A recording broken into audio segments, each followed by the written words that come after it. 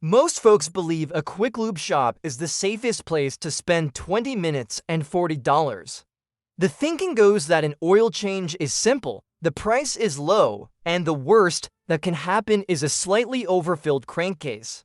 That belief deserves a quiet, careful flip. Because the oil change itself is rarely where the money is actually being made. The real revenue in many of these high-volume chains may come from the steady drumbeat of recommended services that get added to the ticket once your car is already on the rack. Some of those services are genuinely useful, many are not. And a fair number live in a gray zone where a sales script in the back office has more to do with the recommendation than your vehicle's actual condition. I have walked through the bay doors of more of these places than I can count, and I want to share what may be happening behind that polite conversation at the service counter, because some of these patterns repeat across the industry and may quietly cost the average driver hundreds of dollars a year. There are at least 13 tactics worth knowing about. Let's start with the foundation, because almost every upsell traces back to one specific moment. The first tactic is the free inspection pretext. The visual inspection is not free, it is the entire business model. While your oil is draining, a technician walks around the car with a checklist and a flashlight, and the purpose of that walk is to find as many billable items as possible before you leave. There is nothing inherently wrong with an inspection. A second set of eyes can catch real issues. The problem is the structure of the conversation that follows. Items are presented as recommendations, then escalated to urgent if you hesitate. The technician knows that you came in expecting a small bill and that you may say yes to a $100 add-on more easily than to a $1,000 repair at a regular shop. The inspection is the entry point. Everything that follows builds on it. Once you know that, you can hear the rest of the conversation differently. Now let me sit you down on this second one for a second, because this is the one I want you to really remember: the dirty air filter swap. The technician walks out holding your engine air filter, sometimes dusty, sometimes leaf-strewn, and says it needs to be replaced today. The filter may look genuinely dirty. Air filters are supposed to look dirty. That is literally their job. A modern paper air filter may be perfectly functional with significant visible discoloration, and most manufacturers specify replacement intervals based on miles, not appearance. 20 to 30,000 miles is a common range. The filter you are looking at may have 10,000 miles of life left in it. Worse, in some documented cases, technicians have been observed pre-staging dirty filters near the bay, holding up a dirty filter that did not actually come out of your car. I am not saying this happens everywhere. I am saying you may want to ask to see the filter still seated in the airbox before agreeing to replace it. A quick glance with your own eyes costs nothing and changes the conversation. By the way, since this is the tactic I most want you to walk away remembering, please come back to this paragraph. You ever find yourself standing at the counter with a dirty filter in your face? Tactic 3 is the dye darkening trick, and this one is especially common with transmission fluid and power steering fluid. The technician pulls the dipstick, wipes it on a clean white paper towel, and shows you the streak of dark fluid against the bright white background. The contrast is dramatic. The recommendation follows immediately. A flush is needed. Here is the part that gets left out. Transmission and power steering fluids naturally darken over time and with heat exposure. Color alone is a poor indicator of condition. A proper assessment requires checking the fluid level on a hot transmission per the manufacturer's procedure, sometimes with a scan tool reading the transmission temperature and evaluating whether the fluid smells burnt, contains particles, or has lost its slick feel between the fingers. A paper towel and a frown is not a diagnostic procedure, it is a sales tool. Tactic 4 is the dipstick pull theater. This is the broader version of the dye trick. The technician walks out holding multiple dipsticks or fluid samples, sometimes arranged on a tray, sometimes presented one at a time for dramatic effect. The presentation is designed to overwhelm. You see 4 or 5 fluids that all look concerning, and the recommended services stack up quickly. $500 in flushes presented into minutes. Slow it down. Ask for each fluid to be evaluated against the manufacturer's actual service interval, not a generic chart on the wall behind the counter. Your owner's manual lists specific mileage or time intervals for each fluid service, and those intervals are based on engineering data, not a paper towel comparison. Tactic 5 is the brake fluid moisture strip scare. A small test strip dipped into your brake fluid reservoir turns a certain color. The technician points to a chart, and you are told the fluid is dangerously contaminated with moisture. The strip itself is real technology. Brake fluid does absorb moisture over time, and high moisture content can affect braking performance under hard use. The problem is in the interpretation. The strips are sensitive, the thresholds vary by manufacturer, and a mildly elevated reading does not equal an emergency. Most owners' manuals recommend brake fluid service every 2 to 3 years regardless of test results.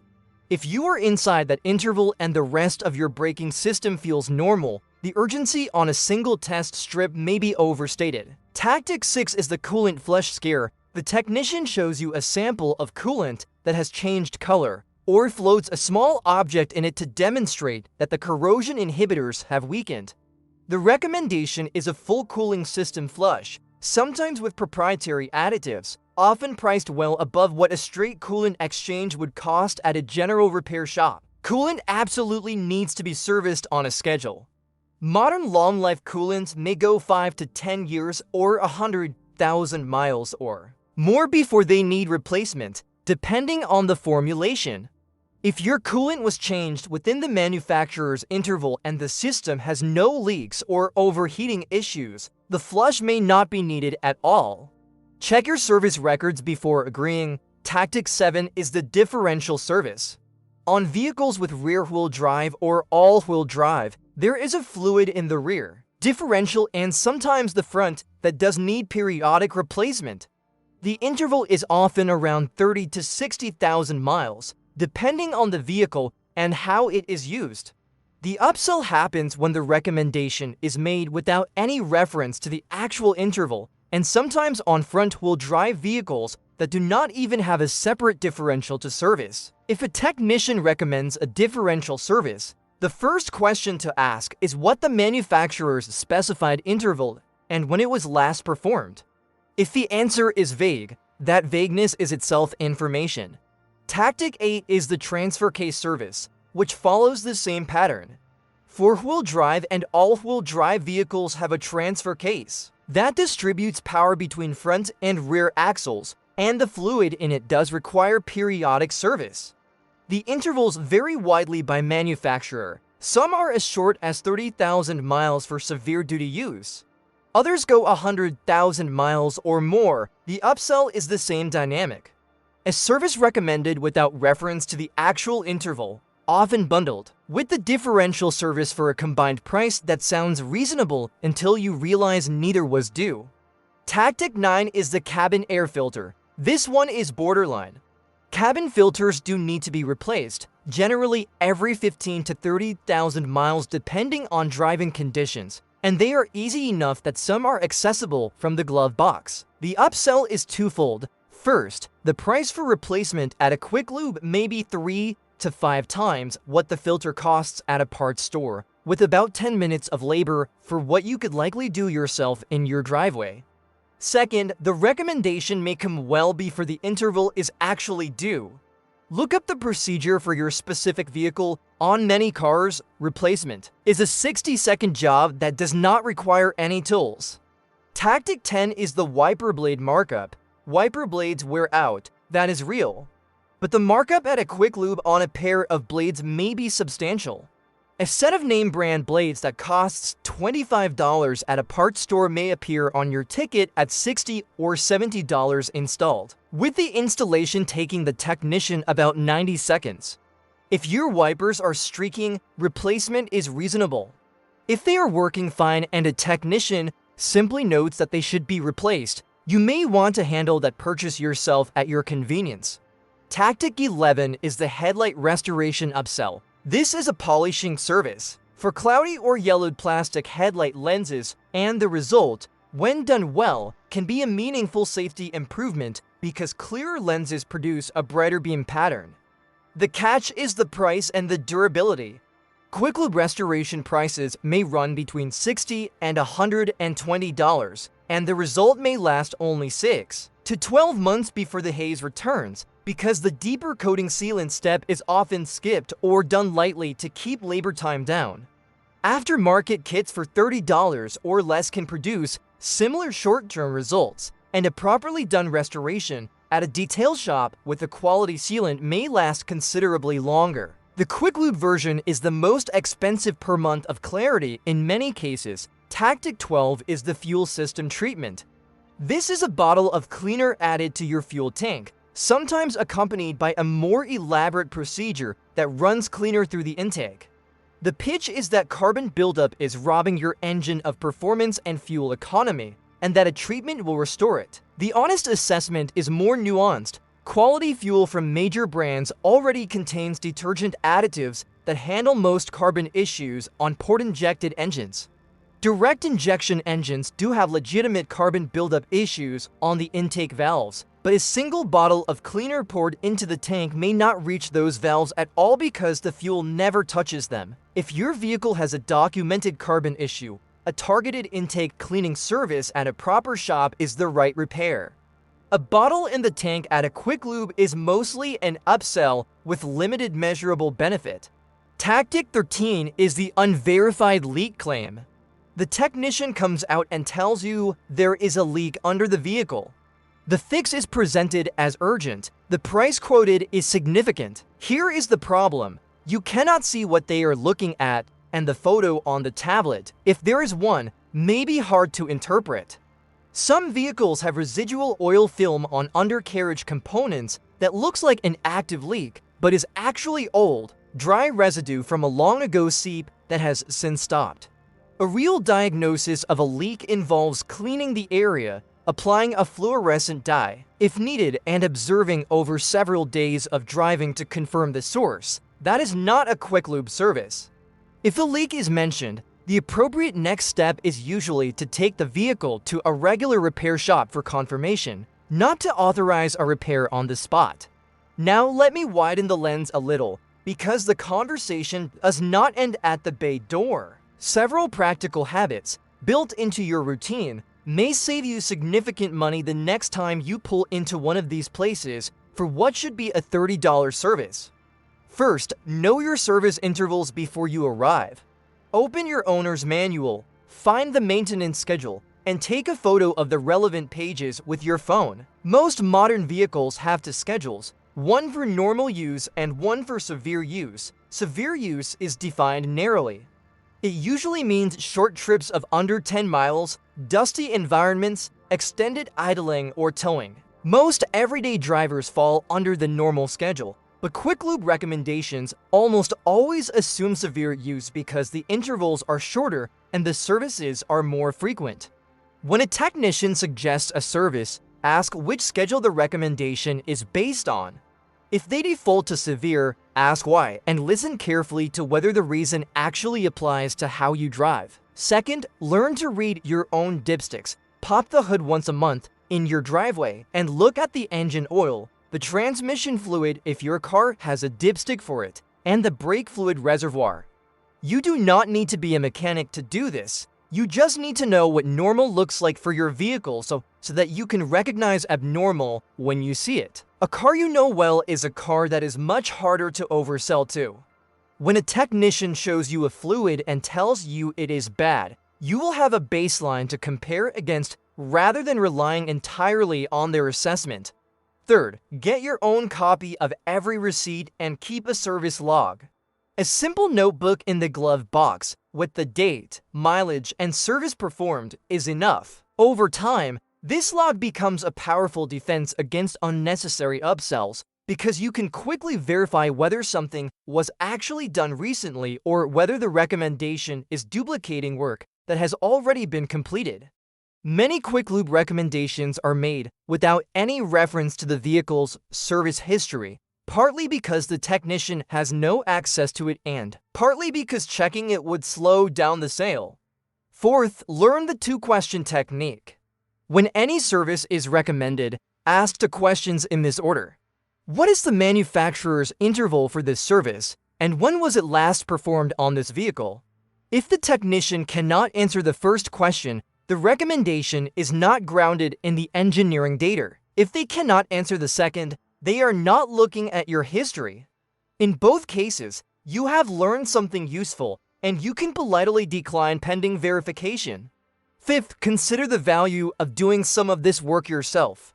Air filters, cabin filters, wiper blades, and even some fluid checks are well within the reach of most drivers with no special tools. The internet is full of step-by-step videos for nearly every vehicle on the road, and the satisfaction of doing a small service yourself is real, separate from the money saved. The savings, however, are also real. A cabin filter installed in your driveway may cost $15 in parts and 10 minutes of time. The same job at a quick lube may run $60 or more. Sixth, time your visits strategically. The pressure to upsell tends to be highest at the end of the day, the end of the week, and the end of the month, when staff are working toward quota numbers. Visiting earlier in the day, earlier in the week, and earlier in the month may result in a calmer, less aggressive sales conversation. This is not a guarantee, but it is a pattern worth knowing about. Seventh, watch the body language at the counter. A technician who looks at the ground while making a recommendation, who shuffles paperwork while explaining a fee, or who avoids eye contact when you ask a follow-up question is often working from a script they do not entirely believe in themselves. A confident, well-grounded recommendation tends to come with steady eye contact and a willingness to answer detailed questions without becoming defensive. This is not foolproof, but it is one of many small signals that, together, give you a read on the situation. Eighth, when something does sound legitimate but the price feels high, take the recommendation home, do a little research, and call a different shop for a quote on the same work. Many services that Quick Lubes offer are also offered by general repair shops at lower prices, with better technicians and more time spent on each vehicle. The convenience of getting everything done in one visit comes at a real cost. Let me also tell you about a young man I will call Tomas, a delivery driver in his late 20s who relied on his sedan for everything. He drifted into a Quick Lube one Saturday morning for an oil change and walked out with a bill near $300. The ticket included a fuel system treatment, a differential service on a front-wheel drive car that does not have a separate rear differential to service, a coolant flush on a vehicle whose coolant had been changed 18 months earlier, and a brake fluid service based on a single test strip reading. He paid because he was rushed and because he assumed the technicians knew his car better than he did. A few weeks later, talking to a friend who worked at a regular shop, he learned that at least 2 of those services were essentially fictional and that the rest were significantly overpriced. The lesson he took away was not that Quick Lubes are evil. The lesson was that paying attention is part of car ownership, and that a $30 oil change can quietly become a $300 visit if you stop paying attention for 20 minutes. A word about employee turnover, because it matters more than most people realize. Many Quick Lube chains experience very high staff turnover, with technicians sometimes lasting only weeks or months before moving on. The person standing at your counter may have been trained for a few days, given a sales script, and pushed into the bay to start ringing up tickets. This is not always the case. Some chains invest more heavily in training. But the structural pressure to keep labor costs low, combined with the difficulty of attracting skilled technicians at the wages typically offered, produces a workforce that may not always have the experience to give you accurate technical advice. This is another reason why the recommendations should be checked against your manual and your service history rather than accepted on faith. A note on franchise versus corporate stores. Quick Lube chains are often a mix of company-owned stores and individually owned franchises. Franchise locations may be more aggressive on upsells, because the operator is directly motivated by store profitability. Corporate locations may follow the brand's standard playbook more consistently, but are not necessarily less sales-driven. Knowing whether you are at a corporate or franchise location does not change much in the immediate conversation, but it may help you understand why the experience at two locations of the same brand can feel completely different. Let me address the question of when a quick lube actually is the right choice, because the answer is not never.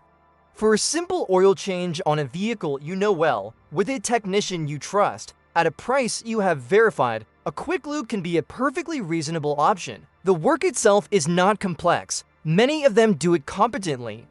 The trouble starts when the conversation moves beyond the oil change into the upsell territory we have been discussing. If you can walk in, get the oil changed, decline everything else politely, and walk out, the value proposition holds up. The skill is in maintaining that boundary even when the pressure ramps up. A few specific phrases worth keeping in your back pocket. When a service is recommended, try saying, "I appreciate the heads up, but I will check that against my records and have it done at my regular shop if needed." This is firm without being rude. It signals you are not going to buy on impulse without closing the door. Most technicians will let it go and move on. A few may push harder, at which point you can simply say, "No thank you," and ask them to complete the oil change so you can be on your way. You are paying for a service, you get to define the scope of that service. One more thing about pricing transparency. Many quick lube chains do not publish detailed price lists for their add-on services, which makes it difficult to compare costs across locations, or to know in advance whether a quoted price is reasonable. If you find yourself at the counter facing a recommendation with a price you cannot evaluate, it is entirely reasonable to ask for the service to be itemized in writing and to step away to make a quick phone call to another shop for a comparison quote. Most people will not do this. The ones who do tend to save meaningful money over time. A note about pricing variability across brand names. The same nominal service, say a coolant flush, may cost 40% more at one chain than at another in the same city, and the actual procedure performed may differ in meaningful ways. Some flushes involve a machine that exchanges nearly all the coolant in the system. Others simply drain a portion of the reservoir and refill it. The marketing on the wall does not always distinguish between these.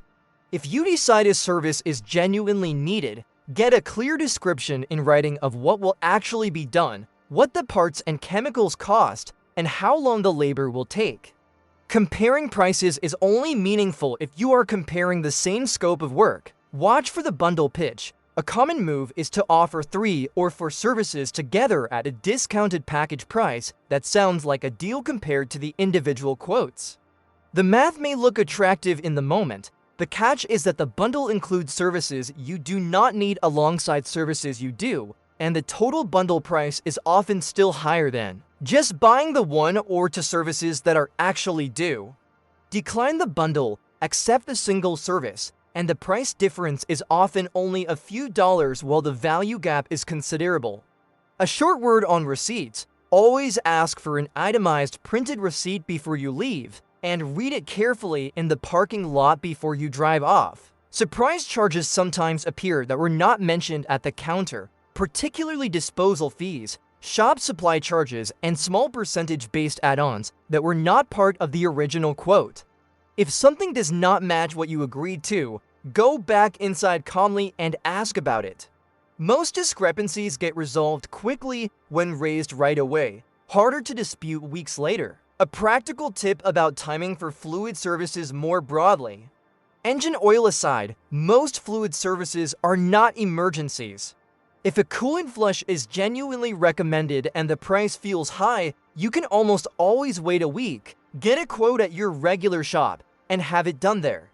The vehicle will not break down between Tuesday and the following Tuesday because of slightly aged coolant. This patience principle applies to nearly every quick lube upsell. The oil change itself is time sensitive only if you are significantly past interval. Everything else can wait long enough for you to get a comparison quote. One more consideration is the conflict of interest baked into the structure of the visit. The technician who inspects your car is also the salesperson recommending the services. In most other consumer contexts, we would consider this a conflict. We would expect a doctor to make a diagnosis without a financial incentive on each prescription written. The Quick Lube model collapses these two roles into one person, and that person is measured on dollars per ticket. Recognizing this structural reality is not about doubting any individual. It is about understanding why the recommendations may tilt in a particular direction even when the people involved are doing their best. A useful frame to carry into every visit. Ask yourself one question before you say yes to anything beyond the oil change. Would this same recommendation, with the same evidence, hold up? If I took my car to a different shop tomorrow morning and described the same symptoms without mentioning the Quick Lube visit? If the answer is probably yes, the recommendation is likely legitimate. If the answer is probably not, the recommendation may be more about the structure of the visit than the actual condition of your vehicle. This single mental check, used consistently, may filter out a meaningful percentage of unnecessary services over the years you own a car. So here is my honest confession. From years of watching this industry from the inside and from talking with technicians who have worked in these chains, many of the people behind the counter are not bad people. A lot of them are young, undertrained, working on commission or quota systems that reward upsells, and reading from scripts written by district managers who are themselves under pressure to hit numbers. Some of them genuinely do not know that what they are recommending may not be needed. Others know exactly what they are doing. The system rewards the sale, not the accuracy. I have stood in break rooms and seen the daily ticket averages posted on whiteboards. I have seen the bonuses tied to flush counts and filter counts. The pressure flows downhill, from corporate to district to store to the person standing in front of you in the bay. The way to protect yourself is not to assume malice on the part of every employee, but to assume that the system around them is tilted towards selling you more than you need. Bring your owner's manual, know your last service dates. Ask to see the part before it is replaced. Decline politely and firmly when something does not match your records. Take the recommendations home and check them against a trusted second opinion before authorizing big-ticket items. None of this makes you a difficult customer. It makes you an informed one. And in the long run, the money you keep in your pocket by saying no to 3 unnecessary services a year may add up to more than what you spent on oil changes in the first place. If you have had a Quick Lube experience that fits any of these 13 patterns, drop a note about it in the comments. Because the more we share these stories, the harder it gets for the playbook to keep working on people who do not see it coming.